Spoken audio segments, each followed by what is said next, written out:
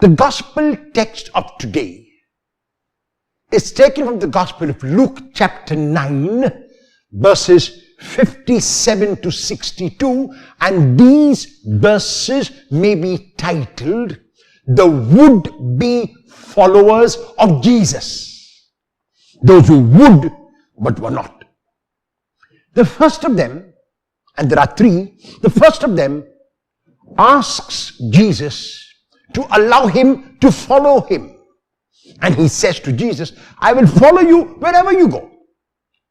And Jesus brings him to the reality of life of following. When he says, the foxes have holes, that means they have a place where they can go to at night or even in the day, and the birds of the air have nests. But the Son of Man, referring to himself, has nowhere to lay his head. In other words, the Lord is saying that following me will mean an insecure life. Following me means that you do not know what the next moment might bring. Following me might mean that you will get into trouble a number of times. Following the truth, following justice, following the path of righteousness is not easy. And this disciple hears these words of the Lord and goes away. There are two others. The second whom Jesus asks to follow him. Jesus invites the following. Usually it was the disciple who would follow the Lord, like in the Gospel of John chapter 1 verses 35 to 40. The disciples go behind the rabbi. Here the Lord invites.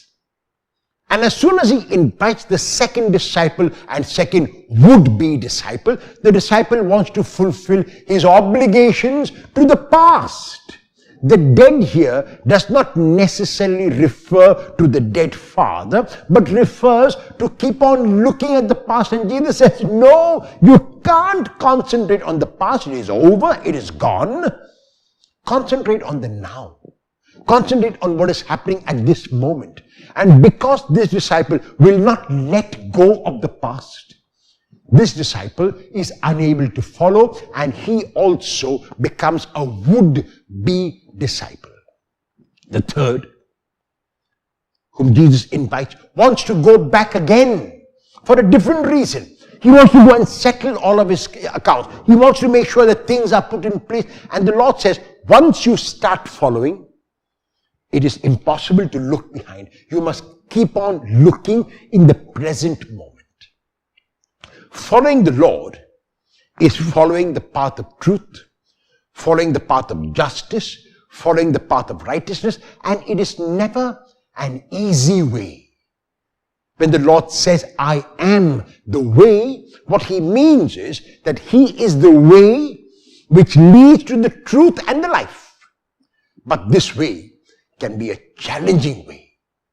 We need to ask ourselves today if we will be like the would-be disciples and give up the following of the Lord because he has nowhere to lay his head. Or if we, like the other two, will keep on focusing on the past than on the present. If the Lord were to ask you to follow him, what would your response be? If yes, that you will, how will you show that you are following the Lord?